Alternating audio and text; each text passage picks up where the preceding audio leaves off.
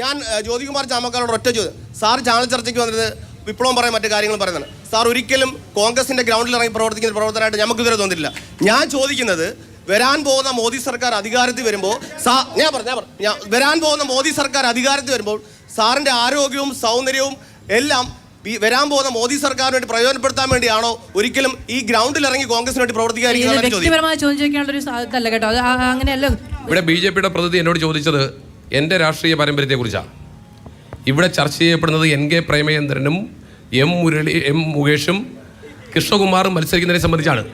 ഞാൻ സംസാരിക്കട്ടെ. ഇനിയും പറയും. അദ്ദേഹം BJP-യുടെ ജില്ലാ താങ്കളുടെ ചോദ്യം കഴിഞ്ഞല്ലോ. ഇനി എൻ്റെ അവസരമല്ലേ? കേൾക്ക്.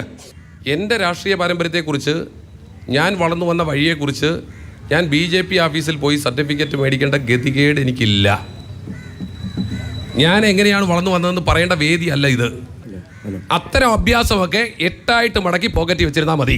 രാഹുൽ ഗാന്ധിക്ക് മത്സരിക്കണമെങ്കിൽ സംസാരിക്കണമെങ്കിൽ കേരളത്തിൽ വരണമെന്ന് പരമപുച്ഛത്തോടുകൂടി ഞാൻ അവഗണിക്കുകയാണെന്ന്. കാരണമുണ്ട്, 2 കാരണങ്ങളാണ്. ഒന്ന്, സംസ്ഥാനത്തിൻ്റെ ഇപ്പോഴത്തെ മുഖ്യമന്ത്രി സംസാരിക്കാൻ വേണ്ടി ഭോപ്പാലിൽ പോയിരുന്നു, ഓർമ്മയുണ്ടോ?